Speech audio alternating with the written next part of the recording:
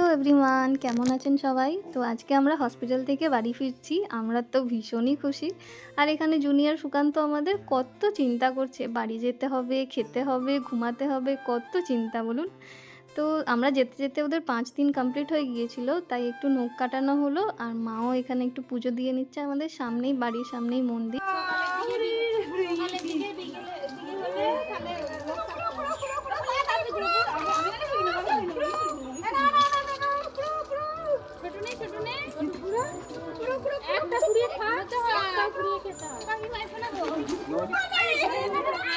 হ্যাঁ, এই যে রাজামশাই এখানে জার্নি করে খুবই ক্লান্ত হয়ে পড়েছে, তাই এখানে একটু রেস্ট করছে। আর অনেক লেট হয়ে গিয়েছিল, আমরাও খেতে বসে গেলাম। খেলাম ভাত, শাক ভাজা, আলু ভাজা, একটা চচ্চড়ি, চিকেন আর আমের চাটনি। আর দাদাই তো আগের দিনই দোলনা কিনে নিয়ে চলে এসেছে, এসে ফিটিং করে নিয়েছে। আর এখন এই ঘরে এসে রাখছে যে কোন দিকে রাখলে ঠিকঠাক হাওয়া লাগবে, ঠিকঠাক লাইট দেখতে পারবে। আর মশাই তো এখানে শুয়ে আরামও করতে লেগে গেছে, দিদার সাথে বসে আছে।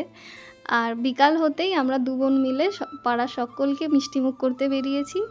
আর তাদেরকেও বলছি যে আমাদের বাড়িও যেন ঘুরে আসে আর ওকে খুব আশীর্বাদ করে আসে। ছোটুর পরশুদিন থেকে পরীক্ষা শুরু হয়ে যাচ্ছে, তাই বড়দিদিকে আজকে চলে যেতে হবে, জামাইবাবুও এসেছে তাকে নিতে। এতদিন একসাথে ছিলাম, এখনও চলে যাচ্ছে বলে একটু মন খারাপ হচ্ছে। আমাকেও চলে যেতে হবে কাল। তো চলো, আবার পরে ভিডিওতে দেখা হচ্ছে। আজকের মতো আসি, টাটা।